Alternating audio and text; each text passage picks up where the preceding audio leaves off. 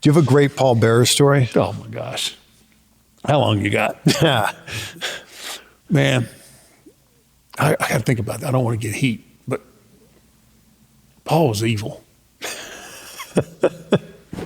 I swear. He was a good man, love him to death. I miss him, but he was evil. He was a practical joker. Gosh dang, I don't know if I can tell that story and be political. Yeah, you can tell me later. Remind me to tell you that story later. It's awful. It really is awful. I'm ashamed to even say that I was associated with that man. So you may or may not know this, but I don't care for cucumbers really that much, right? Yes. I'm not I scared. feel like everybody knows this. Yeah, I'm not scared of them. I just don't like them. What don't you like about cucumbers? They're the devil's. They're the devil's spawn. They're just awful. Okay, when I was I don't know. I think I was in kindergarten, maybe first grade. I'd come home from school, and my mom had cut up a bunch of fresh cucumbers and had them soaking in vinegar, right? And my mom, I don't remember where she was at, but she wasn't in the kitchen with that voice that says, "No, that's enough.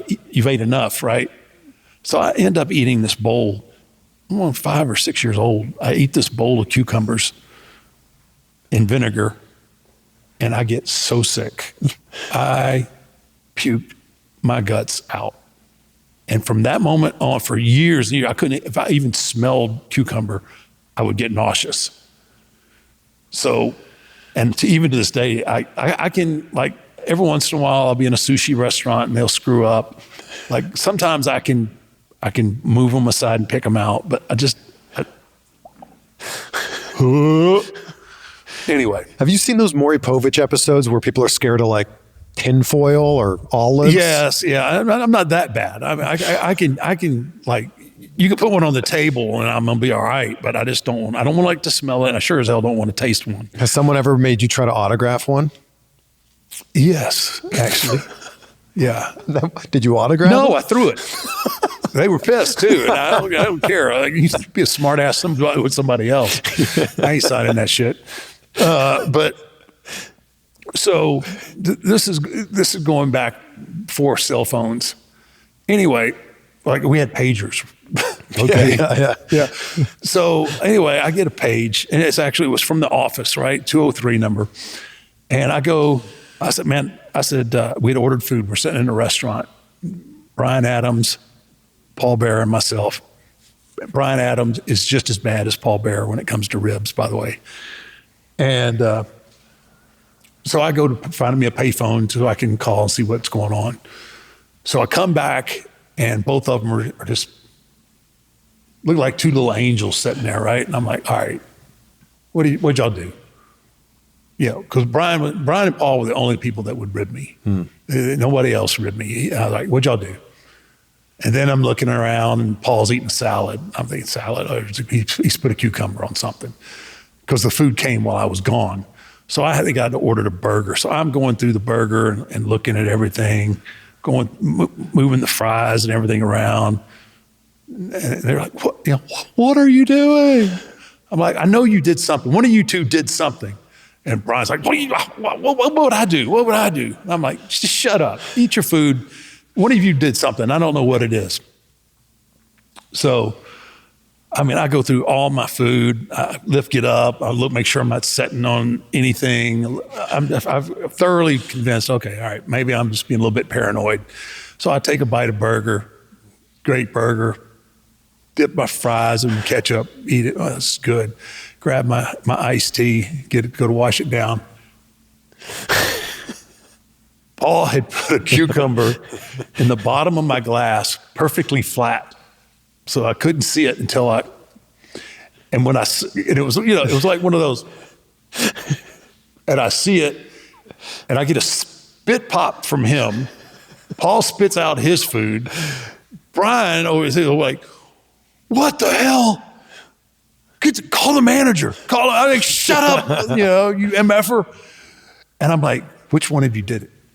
And Brian said, I would never, right? And Paul like, what? I don't know what you're talking about. Finally, I figured out it was Paul. Brian had soup and he had a salad. So I knew it came out of his salad. I said, okay, all right. You want to play ha-ha? We'll play ha-ha. So normally it goes, I don't know, 2 or 3 weeks. I let it slide. Nothing else happens. I don't retaliate. Normally, Paul would drive during the day. I'd drive during the night, like when we had to go from city to city if we weren't staying over. For some reason, we got twisted up. We were in Seattle, and we were driving from like Spokane or somewhere. It was a pretty healthy drive, and we would normally, like, if we needed gas or whatever, we would fill up before we went to the arena. So all we had to do was get on the road and go, and that was our plan. So anyway, we're about 20, 30 miles outside of Seattle. Paul goes, hey, will you stop? I need to go pee. I was like, okay, yeah, as soon as I see one, I'll pull over. So I'm driving along. I'm messing with the radio because I know there's an exit there. He goes, hey, there's a one. Oh, man, I'm sorry. I missed that one. And he was like, well, hurry up. I got to pee bad, right? So I'm driving along and coming up on another sign that says, bathrooms and restaurants. He goes, pull here, right here. I was like, where? Which one? Where? Over here? So I'm looking over here at this point, right? God damn you. You better pull over. I got to pee, right? So now we end up, and he is absolutely like withering in he just can't hold himself. And now we're downtown Seattle, and now I'm looking for a gas station. I'm looking for a gas station. Next one I see, I'm pulling over. He's not even talking now at this point. He can't. If he talks, he's going to piss himself. And so we're driving, and I can see like it's 3 blocks down. I could see like a Exxon or something like that. And he was like, and I'm moving through the traffic and everything, and he goes, right up there, damn it. And as soon as he said that, man, I make a hard right turn, and that was all it took, man. So I go up like 2 more blocks and pull into this gas station. He had pissed himself. He had jeans on about this color. They're actually a little bit lighter than this, and it was just a huge piss stain that he had to. Oh, he was so mad.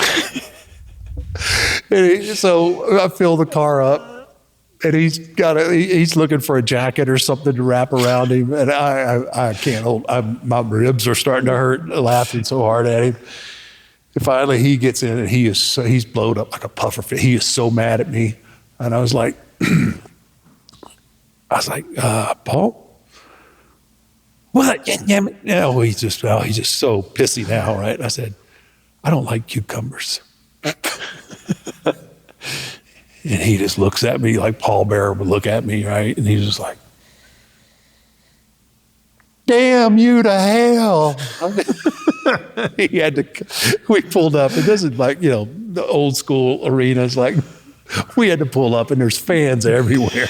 He's got this huge piss stain in his pants. I never felt more proud. I was like, that's retaliation tenfold right there. And I've never felt more proud. I never felt more proud than getting that rib back. But that's what happens sometimes. You gotta, you mess with fire, you get burned. I've learned that several times in my life.